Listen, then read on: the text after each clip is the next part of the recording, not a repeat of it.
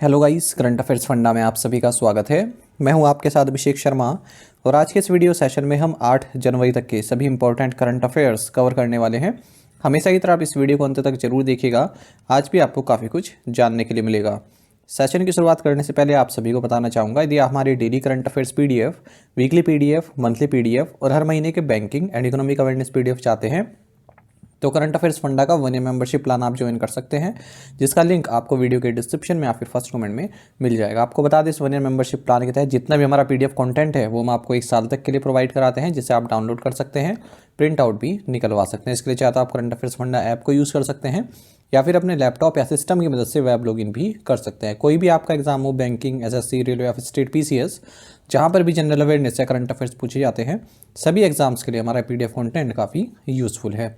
इसमें आपको category wise quiz भी प्रोवाइड करा रहे हैं, तो एक बार अगर आपने हमारे करंट अफेयर्स पढ़ लिए, उनके बाद इन क्विज को अटैम्प्ट किया, तो यकीन मानिए आपका करंट अफेयर्स सेक्शन काफ़ी स्ट्रॉन्ग हो जाएगा, काफ़ी अच्छा आप स्कोर कर पाएंगे अपने आने वाले एग्जाम में। लिंक वीडियो के डिस्क्रिप्शन में या फिर फर्स्ट कमेंट में आपको मिल जाएगा, वहाँ से आप बाय कर सकते हैं। वैलिडिटी 1 साल की इस कोर्स की रहती है। साथ ही आपको बता दें, बैंकिंग अवेयरनेस का कंप्लीट कोर्स हमारी करंट अफेयर्स फंडा ऐप पर अवेलेबल है। 30 वीडियो लेक्चर्स और 30 पीडीएफ्स के माध्यम से complete banking awareness plus Indian economy के की कंसेप्ट्स प्लस इंश्योरेंस सब कुछ कवर किया गया है। न केवल आपके बैंकिंग मेंस एग्जाम, बल्कि अगर आप इंटरव्यू देते हैं, जैसे पीओ का इंटरव्यू आपने दिया या फिर आरबीआई में आपने इंटरव्यू दिया, फिर प्राइवेट बैंक में इंटरव्यू दिया, वहाँ पर आपसे जो बैंकिंग अवेयरनेस संबंधी क्वेश्चंस पूछे जाते हैं वो सभी आपके इस कोर्स में कवर हो जाएंगे। एसएससी, रेलवेज, पीसीएस की तैयारी कर रहे हैं तो उसके लिए इंडियन इकोनॉमी के की कंसेप्ट्स भी हमने इस कोर्स में कवर किए गए हैं। अगर आप डेमो वीडियो लेक्चर्स या पीडीएफ्स देखना चाहते हैं तो वो भी हमारी करंट अफेयर्स फंडा ऐप पर अवेलेबल है। उससे आपको एक आइडिया लग जाएगा कि किस तरह का कंटेंट हम आपको प्रोवाइड कर रहे हैं। 1 साल की वैलिडिटी इस कोर्स की भी है और ये भी आपको हमारी करंट अफेयर्स फंडा ऐप पर मिल जाएगा। कोई भी जानकारी चाहते हैं किसी भी कोर्स से संबंधित, तो ये हमारा कस्टमर केयर नंबर है, ये 4481691188। इस पर आप व्हाट्सएप कर सकते हैं या फिर कॉल करके भी जानकारी प्राप्त कर सकते हैं। तो चलिए फिर करते हैं शुरुआत इस वीडियो सेशन की। सबसे पहले क्वेश्चन ऑफ द डे देख लेते हैं, जिसका आंसर आपको अभी कमेंट बॉक्स में करना होता है। पूछ रहे हैं कि मनोहर अंतर्राष्ट्रीय हवाई अड्डा कहाँ है? Where is Manohar international airport? Options हैं गोवा, मिजोरम, महाराष्ट्र या फिर उत्तर प्रदेश। तो जल्दी से आप आंसर कर दीजिए, फिर हम आगे बढ़ते हैं। और इसी तरह के क्वेश्चन यदि आप प्रैक्टिस करना चाहते हैं तो हमें टेलीग्राम पर जरूर ज्वाइन करें। करंट अफेयर्स फंडा नाम से हमारा टेलीग्राम चैनल है।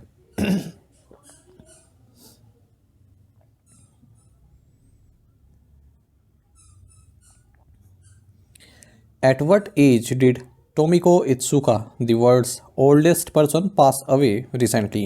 हाल ही में दुनिया की सबसे बुजुर्ग पर्सन टोमिको इत्सुका का किस उम्र में निधन हो गया? ऑप्शंस आपके सामने हैं। सही आंसर ऑप्शन सी है 116।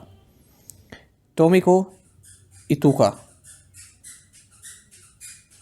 टोमिको इतुका ये जापानीज़ वुमेन रही हैं। गिनीज वर्ल्ड रिकॉर्ड इनके नाम था, क्योंकि ये वर्ल्ड की ओल्डेस्ट पर्सन रही, जब तक जीवित रही। 116 की उम्र में इनका हाल ही में निधन हो गया है। वर्ल्ड वॉर 1 से 6 साल पहले, यानी कि 23 मई 1908 में इनका जन्म हुआ था और लास्ट ईयर ही ओल्डेस्ट पर्सन बनी थी। इनसे पहले जो ओल्डेस्ट थी मारिया ब्रेनियास थी, लास्ट ईयर उनकी डेथ हो गई थी 117 साल की उम्र में। अब जो वर्ल्ड की ओल्डेस्ट पर्सन का टाइटल है वो ब्राज़ीलियन नन इना कैनाबेरो लुकास के नाम है। वो भी 116 साल की हैं और 16 डेज यंग 16 डेज जो है एल्डर है इनसे, टोमिको इतुका से। अगर हम शुरुआत से लेकर अब तक की बात करें, ओल्डेस्ट पर्सन एवर जो अब तक रही हैं, ये जीने लुइस कैलमेंट रही हैं फ्रांस से। 122 साल 164 दिन जो है इनकी एज रही थी और 1997 में इनकी डेथ हो गई थी। In which state was India's first generation beta baby born? Bharat में जनरेशन बीटा के पहले बच्चे का जन्म किस राज्य में हुआ है? सही आंसर ऑप्शन सी है मिजोरम। देखिए, जैसे ही हमने नए साल में प्रवेश किया 2025 में, तो भारत के मिजोरम राज्य में जनरेशन बीटा कहलाने वाले पहले बेबी का जन्म हुआ है। तो इस बेबी का नाम है फ्रैंकी रेमरुआडिका जाजिंग। तो 1 जनवरी को इनका जन्म हुआ है आइजोल में, मिजोरम में, और ये फर्स्ट बर्थ है हमारे देश में जनरेशन बीटा के तहत। देखिए, फ्यूचरिस्ट रहे हैं एक मार्क मैकरिंटल, इन्होंने ये टर्म दिया है जनरेशन बीटा। इसका मतलब ऐसे बेबीज़ जो 2025 से लेकर 2039 के बीच में पैदा होंगे उन्हें जनरेशन बीटा कहा जाएगा। और 2035 तक ग्लोबल पॉपुलेशन में इनका जो कंट्रीब्यूशन है वो 16% रहेगा। जनरेशन बीटा के बच्चे किनके चिल्ड्रन होंगे? यंगर जनरेशन वाई और ओल्डर जनरेशन जेड्स के या जनरेशन जी के।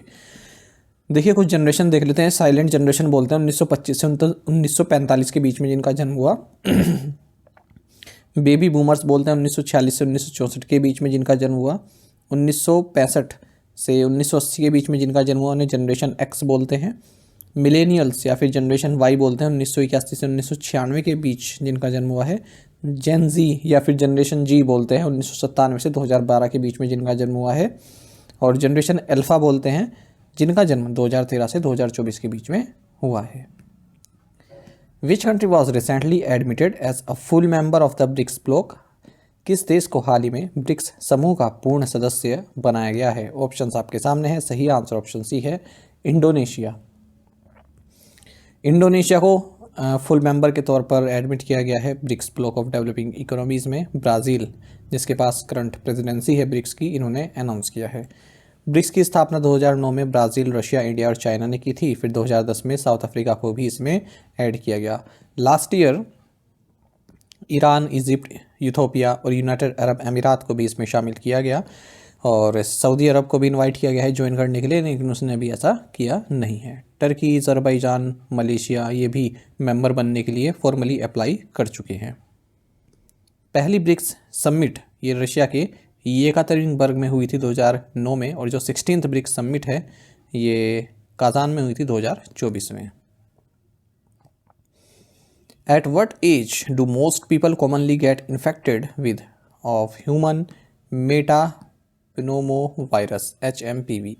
अधिकांश लोग आमतौर पर ह्यूमन मेटाप्नोमोवायरस से किस उम्र में संक्रमित होते हैं? सही आंसर ऑप्शन सी है, बिफोर 5 years ऑफ एज। देखिए Indian council of medical research ने 2 केसेस कंफर्म किए हैं भारत में, अब तो बढ़ चुके हैं। मतलब जो स्टार्टिंग सबसे पहले जो 2 केसेस हैं ह्यूमन न्यूमोवायरस के, ये कर्नाटक में रिपोर्ट किए गए हैं बेंगलुरु बैप्टिस्ट हॉस्पिटल में। अच्छा, अगर हम इस HMPV की बात करें, एक ऐसा वायरस है जिसके सिम्टम्स कोल्ड जैसे ही हैं, कफ होता है इसमें और रनी नोज़ होता है, शोर थ्रोट होता है। हालांकि ज़्यादातर केसेस माइल्ड होते हैं, लेकिन जो यंग चिल्ड्रन हैं या फिर 65 से ज़्यादा साल के बच्चे हैं या फिर जिन बच्चों का इम्यून सिस्टम कमज़ोर है वो ज़्यादा इसकी चपेट में आते हैं। अच्छा, ज़्यादातर उन बच्चों में कॉमन है, मतलब 5 साल से पहले, जिनका 5 साल अभी नहीं हुए हैं, ठीक है, उनमें काफ़ी कॉमन है ये, क्योंकि निमोनिया हो जाता ना इसमें। और ये रेस्पिरेटरी सिंसाइटियल वायरस RSV की फैमिली से बिलोंग करता है। 2001 में पहली बार इस वायरस का पता चला था, नीदरलैंड्स में आइडेंटिफाई किया गया था। और ये एक negative sense single stranded RNA virus है, ये आप याद रखिएगा। What is the name of Google's next generation quantum computing chip? Google की अगली पीढ़ी की क्वांटम कंप्यूटिंग चिप का नाम क्या है? सही आंसर ऑप्शन सी है, विलो। तो गूगल ने अपनी एक नई चिप अनवील की है, अनावरण की है, और कहा है कि ये उस प्रॉब्लम को सोल्व करने में केवल 5 मिनट लेते हैं, जिसे सोल्व करने के लिए जो वर्ल्ड के फास्टेस्ट सुपर कंप्यूटर्स हैं वो 10 सेप्टिलियन ले लेंगे। 10 सेप्टिलियन ईयर्स में, आप देख सकते हैं कितने ईयर्स हैं, ठीक है। केवल इस प्रॉब्लम को 5 मिनट में सोल्व कर सकता है। और ये लेटेस्ट डेवलपमेंट है क्वांटम कंप्यूटिंग के फील्ड में। क्वांटम कंप्यूटिंग मतलब पार्टिकल फिजिक्स को आप यूज़ करके जो है प्रॉब्लम सॉल्विंग करते हैं। और इस गूगल की नई क्वांटम चिप का नाम है विलो। अच्छा, जो रेगुलर चिप्स होते हैं उनमें बिट्स यूज़ होते हैं 0 या फिर 1 इन्फॉर्मेशन को प्रोसेस करने के लिए, लेकिन जो क्वांटम चिप है उसमें आप क्यूबिट्स यूज़ करते हैं, यानी कि 0 या फिर 1 या फिर दोनों को ही same time. Who was declared player of the series in Border Gavaskar test series won by Australia? Australia द्वारा जीती गई बॉर्डर गावस्कर टेस्ट सीरीज में किसे प्लेयर ऑफ द सीरीज घोषित किया गया? सही आंसर ऑप्शन डी है, जसप्रीत बुमराह। बॉर्डर गावस्कर ट्रॉफी एक इंटरनेशनल टेस्ट की ट्रॉफी है, भारत और ऑस्ट्रेलिया के बीच में खेली जाती है।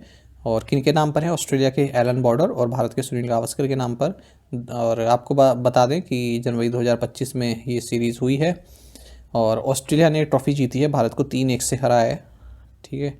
और अब तक ये 17 इस तरह की सीरीज़ हुई हैं। भारत 10 बार जीता है, ऑस्ट्रेलिया 6 बार जीता है, 1 बार सीरीज़ ड्रॉ हुई थी। 1996 से ही ये कंपटीशन चलता आ रहा है। सबसे ज़्यादा रन अगर हम बात करें तो भारत के सचिन तेंदुलकर ने बनाए हुए हैं, सबसे ज़्यादा सक्सेसफुल बैट्समैन हैं। और अगर हम बॉलर की बात करें तो ऑस्ट्रेलिया के Nathan Lyon most successful bowler हैं इस सीरीज़ में। बॉर्डर गावस्कर ट्रॉफी 2024-25 सीजन की बात करें, सबसे ज़्यादा रन ट्रेविस हेड ने बनाए हैं ऑस्ट्रेलिया के। मोस्ट विकेट्स जसप्रीत बुमराह ने लिए हैं भारत के। प्लेयर ऑफ द सीरीज जो हमारा क्वेश्चन था ये जसप्रीत बुमराह रहे हैं। World number 1 Aryna Sabalenka defeated which player to win the Brisbane international tennis tournament. Aryna Sabalenka ने किस खिलाड़ी को हराकर ब्रिस्बेन इंटरनेशनल टेनिस टूर्नामेंट जीता है? सही आंसर ऑप्शन डी है, Polina Kudermetova. World number 1 women's tennis player Aryna Sabalenka ने अपना 18वां कैरियर टाइटल जीता है, ब्रिस्बेन इंटरनेशनल जीता। इन्होंने रशियन प्लेयर पॉलिना कुदरमेतोवा को हराया है फाइनल में। मेंस फाइनल चेक रिपब्लिक के प्लेयर जिरी लेहका ने जीता है। इन्होंने यूनाइटेड स्टेट्स के रेली ओपेल्का को हराया है। हराया क्या मतलब, ये इंजर्ड हो गए थे। Whom did Aarit Kapil defeat to become the youngest Indian to beat a chess grand master. Aarit Kapil किसे हराकर शतरंज ग्रैंड मास्टर को हराने वाले सबसे कम उम्र के भारतीय बन गए? सही आंसर ऑप्शन ए है, राशिद जियातदिनोव। आरित कपिल ये यंगेस्ट इंडियन बन गए जिन्होंने किसी चेस ग्रैंड मास्टर को हराया है। इन्होंने यूनाइटेड स्टेट्स के राशिद जियातदिनोव को हराया है KIT इंटरनेशनल ओपन टूर्नामेंट में। तो इनकी एज है 9 साल 2 महीने 18 दिन और ये यंगेस्ट इंडियन बन गए हैं। ओवरऑल पूरे वर्ल्ड में 3rd यंगेस्ट बने हैं जिन्होंने किसी ग्रैंड मास्टर को हराया है। यंगेस्ट प्लेयर अब तक के जो हैं वो Indian origin Singapore boy Ashwath Kaushik हैं।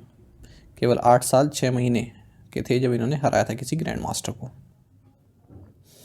Who won the Odisha masters 2024 badminton man singles title. Odisha master 2024 badminton पुरुष एकल खिताब किसने जीता? सही आंसर ऑप्शन डी है, ऋत्विक संजीवी सतीश कुमार। भारत के ऋत्विक संजीवी सतीश कुमार ने थरुण मानेपल्ली को फाइनल में हराकर Odisha masters 2024 badminton man singles title जीत लिया है। Cai Yanyan people's republic of China से है। इन्होंने भारत की तन्वी शर्मा को हराकर ये टाइटल जीता है। Which state government offered a $1 million prize for deciphering the scripts of the Indus valley civilisation. किस राज्य सरकार ने सिंधु घाटी सभ्यता की लिपियों को स्पष्ट करने के लिए $1 बिलियन का पुरस्कार देने की पेशकश की है? सही आंसर ऑप्शन डी है, तमिलनाडु। तमिलनाडु के चीफ मिनिस्टर हैं MK स्टालिन। इन्होंने $1 मिलियन का प्राइज अनाउंस किया है उन्हें एक्सपर्ट्स के लिए या फिर ऑर्गेनाइजेशंस के लिए जो कि इंडस वैली सिविलाइजेशन की जो स्क्रिप्ट्स हैं इनको डेसिफर कर सके, ठीक है, ताकि हर किसी को उसको समझ में आ सके। हाल ही में इन्होंने एक 3 डे इंटरनेशनल कॉन्फ्रेंस को इनोग्रेट किया है जिसके तहत सेंटेनरी ईयर सेलिब्रेट किया जा रहा है इंडस वैली सिविलाइजेशन की डिस्कवरी का, सर जॉन मार्शल द्वारा जो की गई थी। Where was the world's largest pure gold bar weighing 300.12 kg unveiled. विश्व के सबसे बड़े शुद्ध सोने के बार जिसका वजन 300.12 किलोग्राम है का अनावरण कहाँ किया गया? सही आंसर ऑप्शन ए है, दुबई। वर्ल्ड की लार्जेस्ट प्योर गोल्ड बार 300.12 kg, ठीक है, और इसकी वैल्यू है $25 मिलियन को अनवील किया गया दुबई में, UAE में। और प्रीवियस रिकॉर्ड जो था इस कैटेगरी में 250 kg गोल्ड बार का नाम था, जापान में डिस्प्ले किया गया था इसे। For which disease has the first successful gene therapy been conducted by Indian scientist. भारतीय वैज्ञानिकों द्वारा किस बीमारी के लिए पहली सफल जीन थेरेपी विकसित की गई है? सही आंसर ऑप्शन बी है, हेमोफीलिया ए। देखिए 1,36,000 हेमोफीलिया ए पेशेंट जो भारत में है उनके लिए एक आशा की किरण निकला है यहाँ पर, ठीक है, आशा की किरण बना है भारतीय साइंटिस्ट, क्योंकि डिपार्टमेंट ऑफ बायोटेक्नोलॉजी और centre for stem cell research Christian medical college Vellore ने अनाउंस किया है कि उन्होंने first in human gene therapy को जो है सक्सेसफुली एग्जीक्यूट किया है एंटीवायरल वेक्टर्स को यूज़ करके। हेमोफीलिया की बात करें तो ब्लीडिंग डिसऑर्डर ये होता है, क्लोटिंग फैक्टर 8 की कमी के कारण होता है और इंटरनल एक्सटर्नल ब्लीडिंग इसमें होती है। अच्छा, काफ़ी रेयर होता है लेकिन वर्ल्ड का सेकंड लार्जेस्ट बर्डन है भारत में, मतलब सबसे वर्ल्ड के सेकंड लार्जेस्ट पेशेंट्स की संख्या हेमोफीलिया की भारत में है। फिलहाल इसके ट्रीटमेंट के लिए फ्रीक्वेंट फैक्टर 8 रिप्लेसमेंट थेरेपी की ज़रूरत पड़ती है जो कि कॉस्टली काफ़ी होती है। What is the name of the culture village to be set up in Prayagraj during the upcoming Mahakumbh, आगामी महाकुंभ के दौरान प्रयागराज में स्थापित किए जाने वाले सांस्कृतिक गांव का नाम क्या है? सही आंसर ऑप्शन है कालाग्राम। यूनियन कल्चर मिनिस्ट्री ने कहा है कि हम कालाग्राम नाम से एक कल्चर विलेज को स्थापित करेंगे प्रयागराज में, जो कि हमारे देश का rich spiritual and culture heritage को शोकेस करेगा महाकुंभ के दौरान। और प्राइवेट एजेंसीज द्वारा ये कार्य किया जाएगा जोनल कल्चर सेंटर्स के आर्टिस्ट के साथ मिलकर, ललित कला एकेडमी के साथ मिलकर। महाकुंभ 13 जनवरी से 26 फरवरी तक चलने वाला है।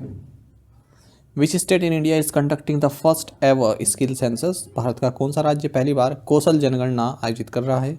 सही आंसर ऑप्शन डी है Andhra Pradesh. Andhra Pradesh government skill census की शुरुआत करेगा पायलट बेसिस पर मंगलागिरी असेंबली सेगमेंट में। तो इसमें एक स्पेशली डिज़ाइन मोबाइल ऐप भी लॉन्च की गई है जो कि स्किल सेंसस को कंडक्ट करेगी। Where was the national science drama festival 2024 held, राष्ट्रीय विज्ञान नाटक महोत्सव 2024 कहाँ आयोजित किया गया? सही आंसर ऑप्शन ए है दिल्ली। तो national council of science museum का जो नेशनल साइंस ड्रामा फेस्टिवल 2024 है, इसको नेशनल साइंस सेंटर दिल्ली में आयोजित किया गया। इनोग्रेट किया गया प्रोफेसर अशोक चक्रधर, जो कि एमिनेंट ऑथर हैं, पोएट हैं, पद्मश्री अवार्डी हैं इनके द्वारा।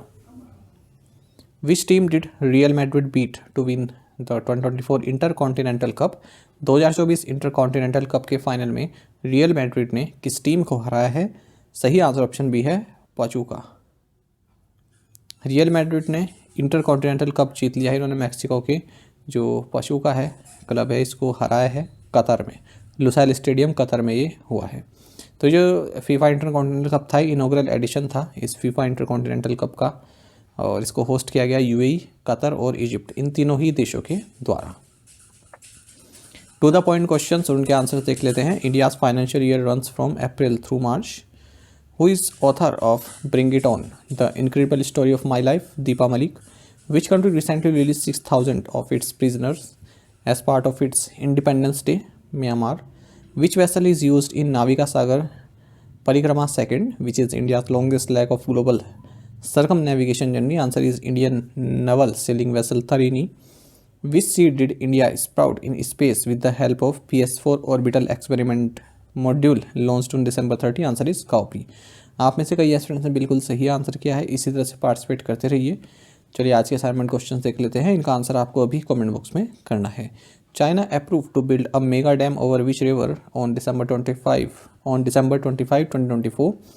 The Indian Navy operates 2 aircraft carriers. One is INS Vikramaditya. Name the other carrier. Which country won the 20th Asian Women's Handball Championship by defeating South Korea?